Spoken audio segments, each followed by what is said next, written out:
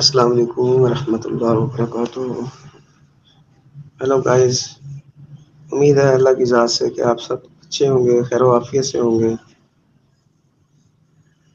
جو میں گزارش کرتا آ رہا ہوں شروع سے ابھی تک کہ ہمارے معاشرے میں، ہمارے ملک میں بدامنی، غلط باتیں، حالات سے دو چار ہے. ہر بھائی، ہر آدمی گھروں میں بے سکونی ہے، پریشانیاں ہیں، تو ان کا حل جو ہے نا وہ کیا ہے کہ کیسے معاشرہ ٹھیک ہوگا، کیسے گھروں میں امن آئے گا. غیر مسلم اپنی پوری کوشش کر رہے ہیں ہمیں خراب کرنے کی، بلکہ وہ ہمارے اپنے اپنے ملکوں میں بیٹھ کے وہ ہمارے خلاف پروپوگنڈا کر رہے ہیں اور بڑے زبردست طریقے سے وہ ہمارے گھروں میں پہنچ چکے ہیں. تو وہ اپنی جو چیزیں بنا رہے ہیں وہ ہمارے تک پہنچا رہے ہیں. اگر ہم مسلمان سارے مل کر اسلام کی محنت کرتے، اسلام کو فروغ دیتے، تو آج وہ بھی اسلام میں داخل ہوتے اور وہ غلط باتوں سے، غلط چیزوں سے اجتناب کرتے اور وہ ہمیں بھی گمراہ نہ کرتے. مگر حق کی محنت نہ ہونے کی وجہ سے گمراہی پھیل گئی.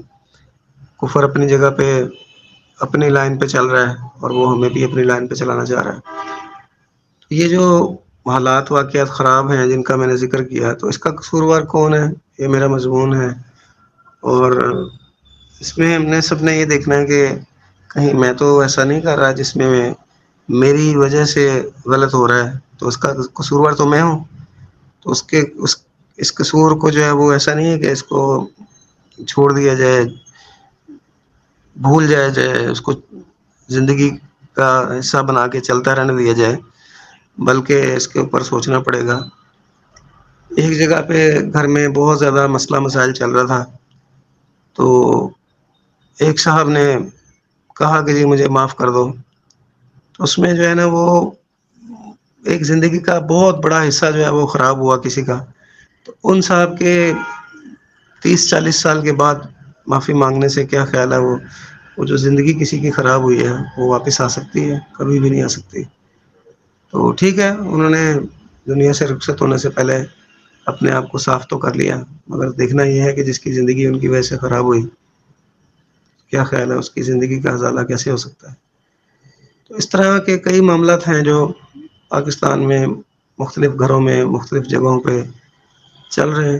تو اب ان کے لیے ہمیں، جیسے میں نے ابھی تھوڑا پچھلی دفعہ میں نے عرض کیا تھا کہ اس کا سارا کچھ ہو سکتا ہے ہم وہ زندگی اختیار کریں جو خیر و برکت والی ہے، جو خوبیوں کی سے بھری ہوئی ہے وہ زندگی. اور وہ زندگی ہمارے حضرت محمد صلی اللہ علیہ وسلم کی مبارک زندگی ہے. وہاں پر ساری چیزیں خیروں سے بھری ہوئی ہیں. مثلا چھوٹی سی بات ہے، سلام کرنا، اس کا حکم فرمایا گیا ہے. یہ بھی میں نے سنا کہ جو 20 اجنبی آدمی کو سلام کرتا ہے اللہ پاک اس پہ جنت واجب کر دیتا ہے. تو راستے میں کوئی تکلیف دہ چیز ہے، ہمیں تو اتنا پیارا اسلام ملا کہ اس کو اگر کوئی اٹھا کے ایک طرف کر دے تکلیف دہ چیز کو، کہ کسی کو تکلیف نہ ہو، تو فرمایا صدقہ ہے. ماں باپ کے بارے میں فرمایا کہ ماں کے قدموں میں جنت ڈال دی گئی. دو جہاں کے سردار صلی اللہ علیہ وسلم نے ارشاد فرمایا باپ کو جو ہے جنت کا دروازہ کہا گیا. تو کتنی بڑی نعمتیں ہیں ہمارے پاس، جن کے پاس ہیں اللہ ان کو قدر کرنے کی توفیق دے، اور جو ان نعمتوں سے محروم ہے اللہ پاک ان کو صبر دے اور ان کے دنیا سے رخصت ہونے کے بعد ان کے لیے کچھ پڑھنے پڑھانے کی، ان کے لیے کچھ صدقہ جاریہ کرنے کی توفیق عطا فرمائے. تو یہ جو ہے نا معاشرہ ہمارا بہت اچھا بن سکتا ہے بھی اچھا الحمدللہ، ایسی بات نہیں ہے کہ نہیں ہے. مگر دیکھنا یہ ہے کہ جہاں غلطیاں کوتاہیاں ہیں تو اس کا قصوروار کون ہے. ہر آدمی اپنے آپ کو قصوروار سمجھے گا تو انشاءاللہ آسانی ہو جائے گی. اس کے لیے اللہ سے دعائیں مانگنا بھی ہیں، اور اپنے اپنے شعبوں میں رہتے ہوئے، اپنے گھروں میں رہتے ہوئے، اپنے بازاروں میں رہتے ہوئے ہر آدمی اچھا کرنے کی کوشش کرے. دکاندار صحیح ناپ تول کے ساتھ کریں، اچھے اخلاق سے پیش آئیں، کسی کا دل نہ دکھائیں. کسی کو کوئی چیز چاہیے، کسی کے پاس پیسے نہیں، اگر اس کی پہنچ ہے وہ کسی کے ساتھ اچھا سلوک کر سکتا ہے تو یہ بہت بڑا نیکی کا کام ہے. کہ وہ کم پیسے لے یا تھوڑے پیسے لے یا نہ لے پیسے، تو کسی مسلمان کی، کسی بھی مسلمان کے علاوہ بھی جو غیر مذاہب ہیں وہ ہمارے سے متاثر ہوں کہ دیکھو مسلمان کیسے ہیں، انہوں نے میرے پاس پیسے نہیں تھے. تو انسانیت سب سے بڑی چیز ہے. تو انسانیت کے اندر تو غیر مسلم مسلم سب آ جاتے ہیں.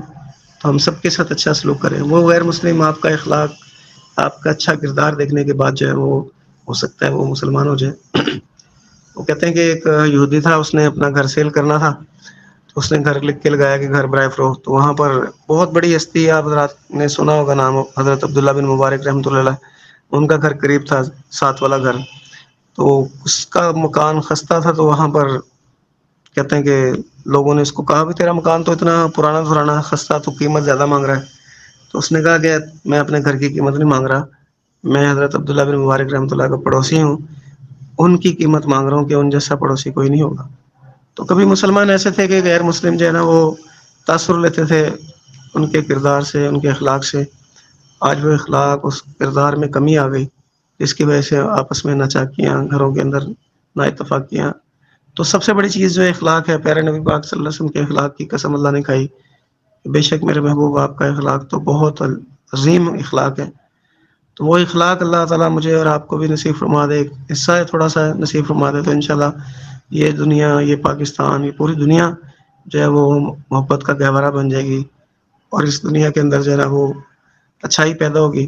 تو جب دنیا سے جانے کا وقت ہو تو ہمارے سب کے لیے ہر آنکھ میں آنسو ہوں کہ کوئی اچھے لوگ دنیا سے چلے گئے، نہ کہ ایسا ہو کہ لوگ کہیں کہ چلو جی جان چھوٹی اس آدمی سے، یہ تو بہت ہی غلط قسم کا آدمی تھا.